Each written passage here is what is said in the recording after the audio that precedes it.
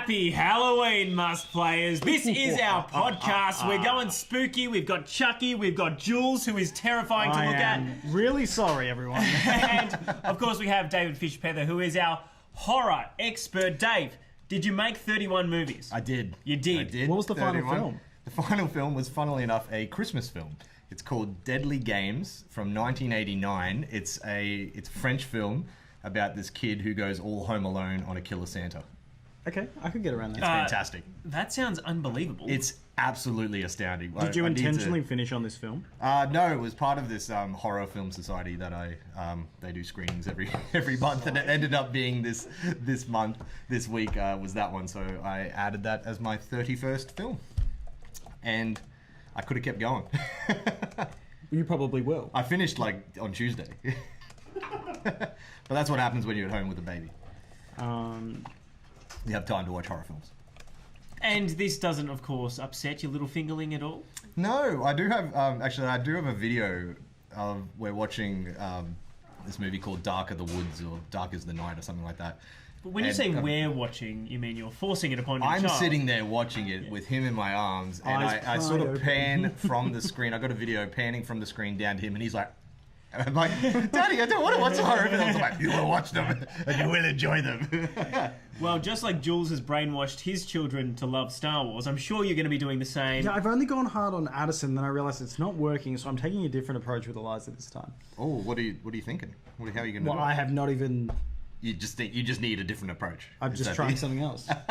Although Addie's still on board, she knows that Dad likes Star Wars, so she's all for it. But that's good, at least. I think she just pretends to like it. Anywho, this is a dad talk aside. I mean, we're actually a video game, tech, and film podcast. Tune in at 8:30 for dads who like Star Wars. We've got plenty to chat about on this week's show. We've had a couple of new announcements. We got the Neo 2 release date this week. I got a lot of hands-on time with the new Samsung Galaxy Fold, but we wanted to start you off with some big Star Wars news, which is the fact that the trilogy that was being developed by the Game of Thrones showrunners is done, Jules. Good. I'm sorry. I'm surprised that you're not upset about this, because I am. Firstly, Game of Thrones kind of flopped at the end there, and it was basically half written for them anyway. Preach! See, I haven't finished Game of Thrones, so I don't have that hate yet. And all I saw was the Game of Thrones guys running a Star Wars trilogy, and I was like, well, they ran 8 seasons of the highest, rating show of all time, so... I think we just need to kind of take it one trilogy at a time. We're just about to finish this trilogy, and then Rian Johnson's meant to have his own trilogy. Yeah. We know that there's two other trilogies. We don't need a whole other trilogy, Well, this was going to be before that, though. This was going to be the next one, after the Skywalker saga. I'm fine to wait. I'm also fine to wait. I'm happy it's done. I have no faith in DB Weiss and the other D something, whatever his name is. Well, they're doing all the Netflix stuff now. They are, which is... Yeah, we haven't found out exactly what they're doing. Yeah. I thought there was going to be a clash when they announced that massive partnership. Yeah. And evidently there is. That's the reason they've cited for stepping away from this project, which is fine by me. I'm actually quite glad about it. If you're upset, let us know in the comments below. But I'm a Star Wars fan, Jules is a Star Wars fan, Meso's a Star Wars fan, and we're all happy it's done. I'm a Star Wars fan. Yeah, but Fish is not happy. But you're not happy that it's gone. To be honest, I'm not overly upset because I don't really care about these guys that much. But I just, if anything, I was more excited about theirs than a Rian Johnson trilogy, because Rian Johnson is going to get weird, man. Rian Johnson's going to go crazy. But this new trilogy is meant to be completely separate from anything that we already know. So that's why I'm fine with it. The one thing that I wasn't really for in this new trilogy from the Game of Thrones guys is that it was meant to be the origins of the Jedi, how the Jedi were created, kind of thing. I don't want to see that. No, it's just great to know that they've been there for an eternity. They've always been force sensitive people, and it's just sort of developed. I thought it was going to be about the Old Republic. Well, that would have been nice, but no, they were going to do an origin of the Jedi. That's the rumour that came out today. That's what's being reported after this news of it being cancelled because of them departing the project came out. It was supposedly going to focus on the origin, and I couldn't be happier that it is done. So much happiness. I am. I'm actually stoked. When Spider-Man was out of the MCU, I was devastated. When I read this news, I was genuinely over the moon because I don't like what these guys did with Game of Thrones. I feel like they rushed it for this Star Wars project, and now they're just not even doing that anymore. So it just makes no sense how they stuffed it up so bad. But those of you thinking, oh, but we want more Star Wars movies, we've got an Obi-Wan Kenobi TV series coming out. We've got The Mandalorian coming out. We have Episode 9 coming out. TV. I want big screen, baby. We've got plenty of big screen. And the game budget. We've got Rise of Skywalker and then nothing on the slate. There's nothing announced. Well, we know Mandalorian's gonna. They're not dropping the little screen. Yeah, but it's still Disney budget. Yeah, I know, but it's not. I can't watch that at IMAX, man. In 2 years, there's probably going to be another Star Wars movie out anyway. There better be. That's all I'm saying. I think there will be. Plus, The Mandalorian's new trailer looks sick. Yeah, it does. That came out today, and it just it was very similar to the original. I mean, it opened on the same shot. Shots. But the extra stuff of the combat that they showed was great. Yeah. And a few more worlds, few more ships. The CG looks great. We hear him speak. Yes, which we hadn't beforehand. So I think that comes out in just a couple of weeks' time. Yeah, less than 2 weeks away. Disney Plus launches, which is pretty big. Boom! And that's here. Disney Plus here. Yeah. Speaking of Disney, just quickly, we've got these. What you got there, man? It's not Star Wars. No, don't get too excited. But if you like women Mums, with ice dads, powers, kids, Disney nerds. We've got Frozen 2 double passes to give away. Yes, we'll mention them a little bit later in the show as well. Of course, if you really liked the original Frozen, I mean, it caused a stir everywhere thanks to that really, really, really annoying song, Let It Go, which I still love to sing, by the way. I'm not calling it annoying because it's a bad it's a song. routine. It's a great song. It is a banger of a song. But it's a banger. Yeah. It ruled the world for a time there, really particularly did. online. So I think it still does rule the world in some way. Kids are still obsessed with it. I remember skiing one year, and I was up on like the ski lift, and some kid was going down the mountain singing "Let It Go." I'd be doing the same. And I was thing. like, Ice Queen. and then I started singing. Well, it's infectious. You can't help yourself. That's like I said, it's a banger. Beck says we need an IMAX-worthy Star Wars. So at least your baby mama is on your side, Fish. That's nice. We're getting one in December. Beck. Well, come on, big screen is where Star Wars is Of course. And I'm not excited for the Mandalorian, and we are going to have plenty of stuff, and there's plenty of novels and graphic novels and stuff as well. So there's enough going on. Endless. I could talk all day about what I'm reading at the moment. Anyway. While we're on sort of the Game of Thrones creators, even though we're happy they're out in that regard, we do want to add one little tidbit of Game of Thrones news, and that is that HBO, we knew they were developing a prequel. Now we know what it's about. It's going to be called House of the Dragon. It's going to focus exclusively on the Targaryens, and basically it's set 300 years, 3 centuries before the events of Game of Thrones, from what I understand. So we're not going to have the characters that we're used to, but potentially some of the lineage that went to Dany. So that's way too far back, obviously, to be the Mad King. Yes. Damn it, because that's what I wanted. I wanted to see that. I was expecting it to be something similar to that as well. I don't know whether or not it's going to be based on the books at all, or just completely... We're going to have dragons, though. Of course there's going to be dragons. Well, is it based off that fire... What's the last Game of Thrones book that came out that wasn't a Game of Thrones book? The I have no Targaryen idea. one. It was like fire and something. I think basically this has actually been written by George R. Well, it says it there. What does it say? Based on the... Based on the Fire and Blood by George. There you go. Based on the Fire and Blood. Okay. Yeah, it was the last book, and everyone was like, "What the hell?" It was just like the history of the Targaryens, which I think is what this is. That's an house. All we've got is this little poster at the So moment. what you're telling me is that we've got the Fantastic Beasts and Where to Find Them of the Game of Thrones series. Essentially. Actually, Which, by the way, terrible addition to the Harry Potter series, because that second movie was absolute There's trash. still another one, isn't there? Yeah. Yeah. I think they were setting it up to be... I think it was 5. Yeah. What do you reckon killed it?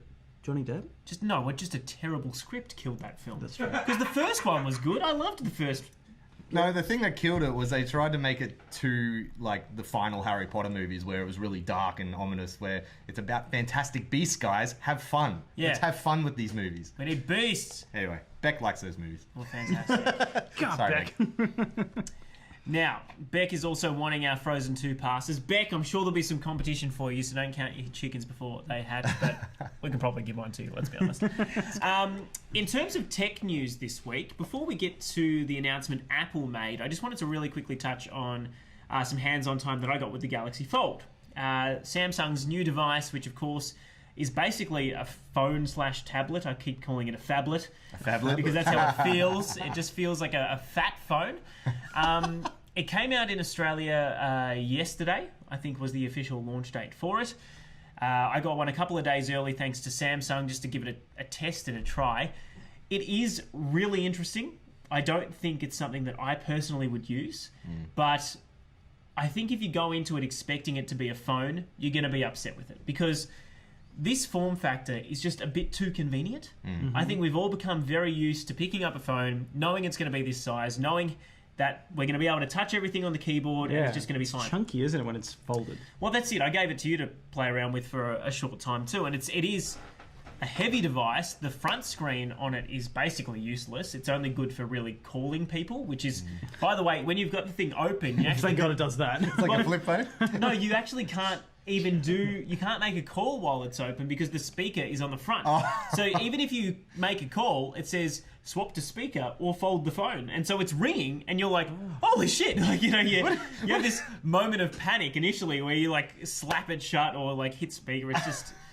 It's a cool design, but it's not practical. Well, it's not practical in the sense if you think it's going to be a phone. If you want a tablet that can fit in your pocket, it's sick. And I'm going to say it's really, really cool when it comes to its screen. I know there is a slight crease down the middle that a lot of people have touched on, but I think... It'd be hard to avoid that. As first generation of a foldable screen, it's pretty bloody good. When you're using it, it disappears. And particularly for watching videos, there's nothing... Like, this cannot compete in terms of size for what you end up getting. Yeah. Even the huge Galaxy Note 10 Plus is still... I think it's an extra 40% bigger on top of that. So holy cow. It's a really big increase. I noticed it. I was having a lot of fun playing with it for about a week. It's still got all the same great cameras that we see in the Note 10 Plus, being wide, ultra-wide, and a telephoto zoom lens. But for $3,000... 2,999 Australian dollars. I genuinely think it's probably a bit more of a fashion item at this point. Right. I think people that want to make a statement, show off their flashy phone, and everyone I showed it to was really intrigued. I think they were like, what the hell is this? They wanted to hold it, play with it, see where the screen bent. I think until we get a couple more generations of them, because we know they're coming. Microsoft's doing dual screen stuff. Huawei is. We're expecting something different out of Samsung going forward, and LG. I think... couple generations time it'll almost be stock standard. It's just whether or not you want to go for that option. We'll see. Yeah, it's expensive. I don't think I'm gonna... Yeah, I don't think I personally could pick them up.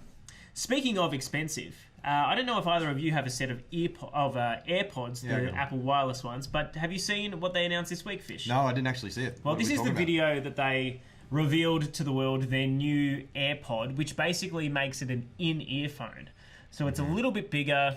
They presumably attach to your ears a little bit easier, and it's got noise cancellation, which, by the way, it's not like, those bigger headphones. Yeah, it's in, like, looks like the insert into your ear. Yeah, I mean, still very similar form factor. It's just they're actually apparently creating anti-noise. So whatever, it hears what's going on around you, and it somehow... it out, like, finds the frequency. Yes. That's kind of cool, but I'm not really a big fan of the in-ear phone. Oh, you don't like the big... I gotta feel them. Like, how soft is it? I love in-ear phones. I've had a few, but it depends what type they are. Like, I think I had just had cheapy, like, rubbish ones that I'd take it to the gym and be running, and they'd just slip out after every leg. Well, that's because your tip is the wrong size. There you go. Your tip's the wrong size, Fish. Just the tip. Yeah, just the tip is the wrong size. The problem is just the tip. If you replace the tip, you'll be fine. You might just need a slightly smaller one. Good to know that these come with 3 different tip sizes. Oh, so nice segue. I like it. That's a good one. You'll be able to find the perfect tip for you at any time of the day, no matter what you are doing. Apparently, they've got 3.5 hours talk time, where the AirPods are 3 hours, so a little bit better in terms of battery life, and 24 hours of listening when you include the wireless charging. Which I think is the same with... Yeah, I swear I've never killed my... AirPods. Yeah. I've never killed them. Well, apparently just go forever. they've got ultra fast charging, so 5 minutes in the case gives you 1 hour of listening time, which is pretty remarkable. That's pretty good. So I don't know if you're onto the wireless headphones yourself, but they have been announced this week. They are more expensive. I think they're about $100 more. Whoa, because they're expensive. Because they got the tips already. They've got the tips. You add pay a lot tip, for a good you tip. pay for You want some silicon tips? Damn it, Silicon tips. It's right there. Customizable fit. You're seeing it right there in the ad. and they're dancing to it. They love those tips. Look, that's what's new from Apple this week. If you've got the new iPhone 11 Pro Max as well as the new Series 5 watch, I think you'll be rounding out your kit with those if the original AirPods aren't enough for you. It'll cost you about $5,000. No, they're not that expensive. We should get the actual for price the whole up. kit. Oh, yeah. Do you know how much they are, Julesy? No, I'm going to do that. You can do that while we have a quick chat about headphones. I've actually... The wireless headphones that came with the Galaxy Fold for me to try were quite good. Yeah. But Google's Pixel phone has a really interesting headphone design where they're wired, but the wire actually loops. There's a part of the headphone. So instead of the wire coming directly down, it comes out the top and it goes up and then over sort of loops it? Yeah, back I've in. seen So that. you can pull the cord in and out, and it fits underneath the ridge of your ear. Oh. So it sort of hooks in a bizarre way. So if you're at the gym or something, it's not coming out. Although after about 40 minutes of using it, I felt like I had it too much fixed into my ear. Too much in my ear, man. It was painful after a while. But anyway, $400 Australian. $400 Australian dollars. So not cheap for the new Apple AirPods. But look, I just can't stray from the original design of the iPhone earphones. Like the AirPods are similar. They just fit in my ears for some reason, and they're not uncomfortable. I don't like over the ear ones because they squish my ears. Because again, I probably have the wrong size. But it's I just find those AirPods are great. Have you ever tried the Neurophone? What is a Neurophone? The Neurophone are these headphones which were developed by a Melbourne ear surgeon, from what I understand. Yeah. He basically thought, why are headphones not actually tailored to the way our ears hear? So we all hear frequencies a little bit differently. Yeah, totally. They've got a stand in Melbourne Central, and I had heard about these for a couple of years and thought, this is great. I heard it on Kickstarter, but had never actually gone hands-on with one. My God. Yeah. They're the big chunky headphones, but they've got the in-ear phones inside. Oh. So it's really weird to fit on. Yeah. But once you hook it up to the phone, it does a couple of beeps and boops, and it automatically... Beeps and boops. It automatically senses how your And ear tips. feels or hears. And then it'll play a song for you, and it's like playing in standardized mode. Switch to neuro mode, and then you click it on, and it's a phenomenal feeling. I genuinely cannot rave about it more. They are expensive, and I think they've just started like a leasing program for them. But in terms of a headphone, I've never heard anything better. But again, they're chunky, they are wireless, but... Are they always at Melbourne Central? I'm not too sure. I saw them a couple of weeks ago. I'd love to... Maybe it's time. The one thing, I was walking up to that stand and I was like, how hygienic are these headphones meant to be? But they do have someone there with the alcohol wipes who are just, especially the tips. The tips inside get a good work. Clean your tip, guys. Make sure You gotta clean your tips. We're going to run through some of the other news of the week nice and quick because we're pissing Jeff off with our talk about tips. Apparently EA and Steam have teamed up. Jules, do you want to run us through this one? Yeah, they are. EA, they're aligned to their Origin platform. Yes. But we're going to see some EA titles making their way over to Steam, which is great for people that just want to keep their games in the one place. Yeah, absolutely. So it's going to start with Jedi Fallen Order appearing on Steam, which we originally thought was just going to be for PC at least, an Origin exclusive. Mm-hmm. So it's exciting times for people who like a neat game library. That's obviously starts November 15 is the launch of that game, so not too far to wait until we see that on Steam.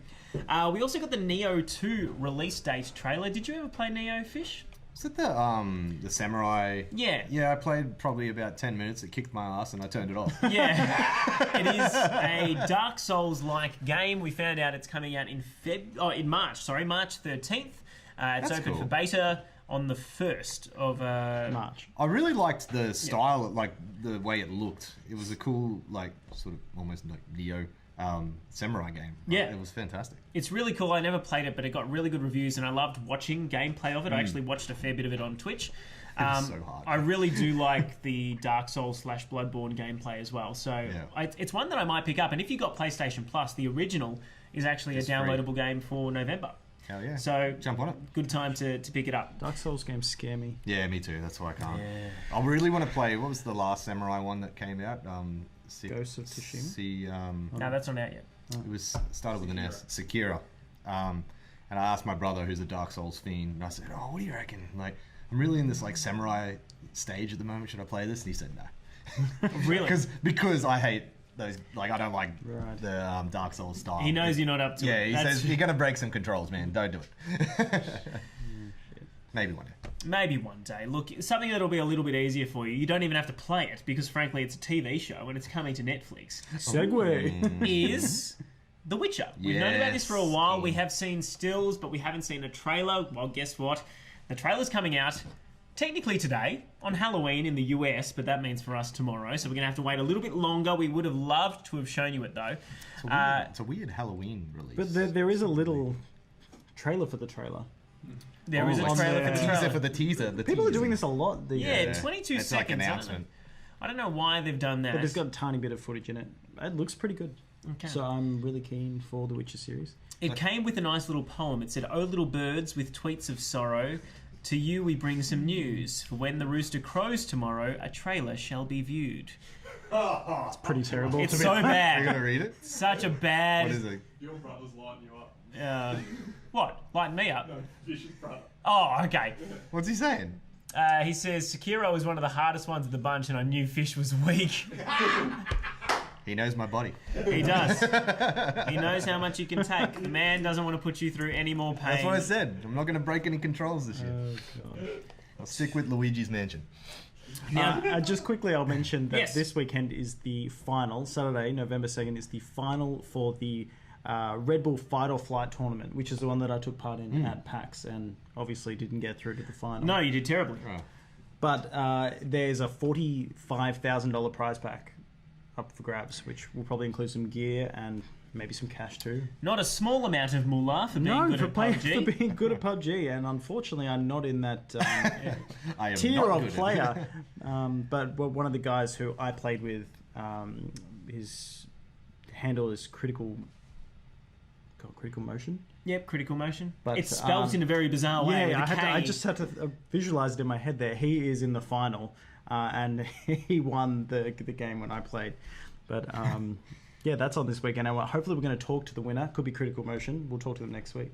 Cool. Oh, yeah. Of course, it's on in Carriageworks, or at Carriageworks, which is in Sydney. It's all going to be run on Omen PCs and gear, and we will hopefully chat to the winner next week, Julesy. Now, it's been a huge week when it comes to games. Really? I think we're really ramping up to the end of the year. We've got some big releases coming in the next couple of days, if not that have already come out. And Jules, I mean, you kicked it off with Medieval, which is a remake of... Is it an original PlayStation It's a game? remaster of the PS1. original PS1 game. Yeah, it was a great game. It was a great game. I loved it when I was a kid. I Mind never you- finished it when I was a kid. But you've finished it now? But it's short. But it's really good. Like, when I say it's short, there's still a good 6 to 8 hours in it. But it's a cheap game. You can get it on the only PlayStation Store for $40. $39. Yeah, right. And I've seen it in store for $34. How does it look? I haven't really seen much of it. Looks like great. HD wise. Yeah, like full HD. It looks really tasty. good. But it's still got the same feel Yeah. how it did back in the PlayStation 1 days. But It's obviously, cartoony. yeah. But the levels are designed exactly the same. Yeah. Sir Dan, was it Sir Dan? Is that his name? Yeah, Fortescue. Fortescue. Sir Dan Fortescue. Daniel Fortescue. Yeah. But they have this new edition in the game, which wasn't in the original. Once you complete the game, all these souls get scattered across every level, and then you have to go back through the levels, find the souls, and then each soul will give you a task to do in another level. So there's a lot of going back between levels. Okay. It kind of gives you a good excuse to go back and explore those levels that playing, yeah. you kind of powered through because it's such a short game. But yeah, it's really good fun, and for its price, you're laughing. Good Halloween title as well. Excellent Halloween title. Speaking of, Luigi's Mansion 3 came out today. Yeah, boy. Fish, you were hoping to stay up until midnight to play this, but you crashed. Yeah, I crashed out and then woke up at 3 o'clock and was like, okay, I'm awake now. Let's play some Luigi's Mansion. Absolutely. Played about 3 hours of it. It's great, man. It's everything that we were like getting excited about. I find like the physics of it are incredible. If anything, like everything moves when you walk around as Luigi. You knock into something and it moves. Everything's reactable. Everything's destructible too, effectively. Yeah, that too. So I haven't got too far, but I've just got Luigi. Lovely. Luigi, yeah. Yep. And started playing with that, and like he's slipping through bars and things like that. He's like the Terminator. I know, of, that's the exciting, T1000 of Luigi. Of Luigi's Luigi's World. But it's, you know, that classic Mario game where they talk in just like, oh, let's go. And look at it. It's just all these sound effects going on all the time. And it just makes me so happy. Do you want to do that again just so I can have a new... Yeah, that's good. There you go. And I have a new message ringtone There you now. go. Great. You are welcome. But the thing I like the most of it, about it, is the lighting in it. It's just got this really spooky, dynamic lighting that you would not expect from this type of game. I watched a review of it and they were saying the exact same thing. Apparently, really? even if you get close to the picture frames on the wall, they cast a shadow onto the wall as well. So literally everything is dynamically lit. I don't think it runs at 60 frames. I think it's a 30 frames per second game. But by all accounts, it's got the best lighting that the Switch has ever had. It's doing my head in, actually, that it looks so like, you know, there are pretty games on the Switch, but this one is just next level. And like, especially when your flashlight beam is bouncing off things and stuff like that, I'm having a lot of fun with it. And the animations of everything, like every ghost when you attack it, it's so satisfying when you suck one of those ghosts up. Who are you gonna call? One criticism I've read online, and I haven't played the game myself yet. I've left my Switch at my brother's house, which is a mistake in hindsight. But he's a big Luigi's Mansion fan, so I'm happy for him to play it first. It was his first game that he bought his first console that he bought with his own money was the GameCube. This is when I was like 12, and I'm like, what do you want a Nintendo console for? Mate, it's all about the Xbox and Master Chief. It's not cool, man. And he wanted to play Smash Brothers, and thank God he bought that console, because that has changed now but yeah, I'm glad he'll be playing it. But one criticism I read was that the combat is a little bit basic. Have you found that? Like, I haven't done enough of it for it to annoy me, I guess. But like I said, it's so satisfying when you are doing, because basically you got to flash a ghost and then you suck him up, and there's like a bit of a, you pull on the left stick and then spam A, and you just start smashing the ghost. And so far, it's all it has been is satisfying. And I'm sure it will get repetitive because it'll probably be the same thing. But it seems like different ghosts, you have to do different strategies and stuff like that. But like, it's a kid's game at the end of the day, so and it holds your hand a lot. Like, even I was just like looking around at things, and I think his name's Egad. Oh my god, is he as intrusive as he was? Did you play Dark Moon? No, I didn't play Dark Oh my god, on the 3DS, that was painful. But anyway, probably because he is in your ear the whole time, being like, "Stop mucking around and go and get my briefcase." And you like, dude, I'm looking around. I'm trying to get coins. Come on. Yeah, I'm trying to get coins, man. Give me a break. So, but to me, that's like, an 8-year-old is lost and needs some help, and that's fine. Like, it's an easy game. It's great to play at 3 o'clock in the morning. I can tell you that much. I would imagine 3 o'clock in the morning on a Halloween day too. Yeah. I'm really looking forward to giving that a go. I cannot wait. I'm super pumped. We also have another couple of kiddie titles coming out this week, which are actually really hard to play. I wouldn't say these are kiddie titles. No, they're the re-releases. It's a pack of the Lion King and Aladdin game, which came out. I remember playing the Lion King on PC. Oh, and the only bit I remember is trying to jump on the giraffes' heads. Yeah, it was so hard. During that Can't Wait to Be King. Just can't wait to be king. It was all like psychedelic and stuff, like in the movie. Impossible, like really, really hard to do. So I don't know if they've made it a little bit easier. It says, it's a love letter to unforgiving childhood gaming is the headline that Jules has up right now. So I want to know, is the Aladdin version the Mega Drive version or the SNES version? Because they were different. Yes, they were very different. I'm not too sure which is which. Smashed the Mega Drive one, and it was... The Mega Drive one was much better from what I remember. Yeah, it was a great game. Oh man, it was so good. The Cave of Wonders levels. Whew. Get on that magic carpet. Damn, son. Look, I've heard really good things. I've never played the Mega Drive version. It is the Sega Genesis. That one's a bit easier than Lion King. Might have to pick that up then, even though it would be a really good one to play. It's expensive though. It's like $60. Yeah, I know. Well, they're gouging us for everything that we've got. That's for sure. Look, I didn't realize though it comes with, in addition to the Sega Genesis version, it comes with the incomplete demo version. Okay. A Final Cut version, a Japanese version, and 2 bonus games that were on the Game Boy. I've heard the Japanese version is different. Mate, you're not playing the Japanese version of it. You're going to play the original and you're going to be done. I've played that original so much, the Japanese Yeah, I guess. And the Lion King includes $60 though. You paid $40 for like a full HD remake of Medieval. Yeah, these are 16-bit games. This is a bit of a cash grab. I mean, Lion King and Aladdin came out in the cinemas this year. True. So and I'll probably buy it. So. Look, for anyone that's watching our show from Pakistan, we know we have a few fans on our website there. Oh, yeah. It's really hot in Melbourne at the moment. It was 33-point-something degrees today, right and I am sweating like a beast. So let's power through these last few. All right, so The Outer Worlds came out this week as well. The Outer Worlds. I really want to play that. That's from the guys who made New Vegas, Fallout New Vegas. It's got very big Fallout vibes to it. So apparently it's better. Haven't played it though. Meso's excited for it. Is it a new update to Tarkov? Yep, it's 12. Update number 12, he's saying. Apparently it's really, really good. Yep. / quote game changer. / quote. And Death Stranding comes out next week. Now, before... Oh, it's actually coming out? It's coming out. Yeah, the game that seemed like it's been an eternity away. I need something to hype me up about it, because I'm not feeling it at the moment. Neither am I. I actually know very little about it. I just know that I want to play it. You're actually keen? Yeah, I was very keen... when what's his name Kojima was doing the Silent Hill PT, because that if you remember back in the day, the playable teaser for the Silent Hill game that was going to have Norman Reedus in it was absolutely outstanding. It was the scariest thing I've ever played, and it was just a really good game. So when they were talking about, you know, those, like, he's an actor, but like those two teaming up again, I've just been like, all right, I'm in. I don't even know what it's about. I still don't understand what the game I don't know. Is about. I honestly haven't I kind of want to keep read too much into it. But what I thought was interesting this week is Conan O'Brien is in the game. I think they just did that as a joke. No, there's an item that he gives the player, an otter hat, and then you can swim in the water like an otter. It threw me a bit. That makes me want to play it even more. That's like Untitled Goose Game ridiculousness. Yeah. I did actually watch that Conan O'Brien remote as well. Yeah, I've seen that. I thought it was a joke. No, I think it's... You get a sea otter suit when you get connected with him. With this suit, you'll be able to swim easily in the river and you won't be drifted away.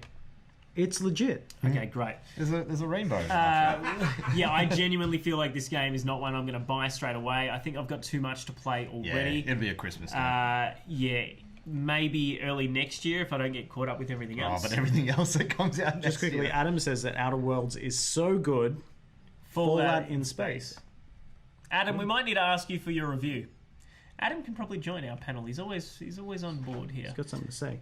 I love it. We love it. And just really quickly, if you watched last week's show, I was very keen to jump on Call of Duty. It was coming out on the Friday. Yeah. I said I was going to buy a PlayStation Plus specifically for it. I didn't get to buy it on the Friday. I picked it up on the Saturday, went to the shops, watched Ready or Not, that new movie about the family who wants to kill the new bride. Yeah. Surprisingly good, by the way. Yeah, not a rip snort 10 out of 10, but, you know, a solid 7 or 8. Really had a good time with it. Bought Call of Duty, took it home. And now you're the #1 Call of Duty player in the world? Well, I wish that would have been the case had I actually played a second of the game. I put it in my PlayStation, and it took like 20 minutes to download what was on the disc. And then it said 58 gig patch, right? And I'm thinking, I don't even have the NBN at my house. I'm going to have to go to my mum's house. So I brought my PlayStation to my mum's house along with the Switch so that we could download Luigi's Mansion preloaded. Yeah. And when it came up, I should have got the image for this show. It literally told me it was going to take 58 hours to download initially. I think it did it overnight. Oh, no. But I've been so busy that I haven't been able to go get my PlayStation back off from Mum's house. So now I've just not been able to play this thing I spent $70 on. Hopefully you can play a little bit of it. I hope the campaign is really good and it's really intense. Yep. That's what I want. That sounds good. Your mum can review it. Could you imagine? My God, please, you have no idea what was going on. Oh, here we go. Adam says the new COD campaign is pretty incredible. Oh, and it was 130 gigabyte download on PC. You're kidding me. Oh my God. Is that because they've just got better textures, or? Yeah, the texture download. You know, it's full. I don't think they've been very considerate to the Australian players, considering that probably in the US that wouldn't take that long to download. Nah, that's like an hour. With Red Dead Redemption 2, obviously there was a massive download for it, but they had 2 discs. Can I just be honest? When I went to fit Call of Duty on my PlayStation, I didn't have enough space. So I had to go into the system and work out what I was going to delete. And after going all the way down that list, nothing gave me more satisfaction than deleting Red Dead Redemption 2 from my console. No, I can't. I don't want to finish it. I don't want to play it to again. At chapter 6, I'm sick of that game. It was boring. The controls sucked. How they gave it a 10 out of 10 is anyone's guess. It did not deserve it. It's a bad game. No, it wasn't a bad game. It wasn't a 10 out of 10. No, but it was like a 7. It wasn't like 8. No, 8. You're giving it an 8 because of its name and because of how detailed the NPCs were. Nah. I feel like the actual gameplay. It took me a long time to get into it because of the gameplay. The controls of it. We're gonna go down a rabbit hole here. Let's keep going. Yeah. We can complain about that. Benny likes my t-shirt. Benny likes my t-shirt. Yeah. All right. Ben says Julian wins t-shirt of the episode. Pretty cool, Fish's brother said he had to delete 50% of his Steam library to make space for it. It's insane. Your pajama top's not too bad either, Sam. Pajama top? Pajama top. Man, I like this top. How dare you? I like it. This is one of my faves. I wear it all the time. All right. Look, you can keep up to date with everything we do on social. I'm a bit upset now. I don't know if I can continue on with the episode. But remember, we're going to be giving away these 5 double passes to see Frozen throughout the week. Of course, it doesn't come in to cinemas for a couple of weeks, November 28th. We will hopefully be giving these away across our social platforms. Did you want to give one away on today's show, Jules? Patrick on YouTube. Patrick on YouTube. Here you go, Patrick. This is for you. We'll put that in Freddie's claw. Fantastic. That fits there really nicely. Yeah, it's really Thank you, Freddie. We'll be handing out the remaining 4 in next week's show, as well as on Facebook, Instagram, and on Twitter. Probably not. We don't use that, but Facebook and Instagram. And as always, thank you again for watching, gents. You playing anything this week? We didn't even talk about Terminator. We'll keep it for next week because Fish hasn't I haven't seen it yet, and we're going to dive into that next week. I'm going to go so hard. I've been playing, it was a request to play, and it was on special on PlayStation. It was that Dead by Daylight. I bought it. It was like $19. Yeah, I bought so it as I well. bought it, and I got the Stranger Things expansion for it as well. Nice. But, I'm yet to really dive into it. It's from what I've seen, it's a lot like the Friday the 13th game, which I've put a lot of hours into. So I'm pretty excited. And I downloaded all the character packs. I got Freddy. I got Michael Myers. Oh yeah.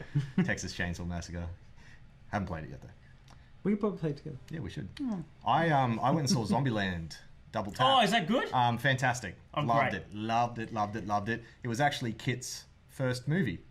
Our 3-week-old boy. Stop showing your child inappropriate content.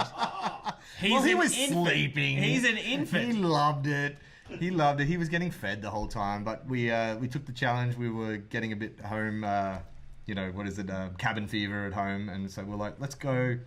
We'll go to an early session. We'll sit off to the side with the pram down there. Took him in, and he was chill the entire movie. We got out, and then he cracked it. It was great. Good timing.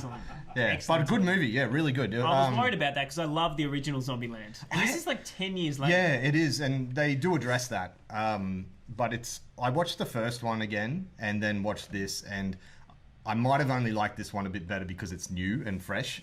But I found watching the original again, because I loved it when it came out. Yeah. I've grown as a film watcher, and it's very much a teenager's movie, if you know what I mean. How it's like sophisticated it's blood and gore and stuff, but nothing really happens. And I was like, wow, I didn't realize. What do you mean? They meet Bill Murray. Plenty happens. Kill him. Pretty significant. Yeah. Well, but again, it's that type of movie, and the second one is more of that. Okay, great. Yeah. I'm looking forward to it. I hope you are as well. I also hope that you've enjoyed this week's episode. We've chatted for a while. My God, what is the time? 8:41.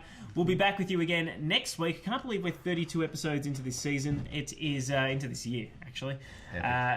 It's really hot. Thank you, Moondog Lager, for keeping me somewhat cool during this episode. We'll see you again next week, so good night.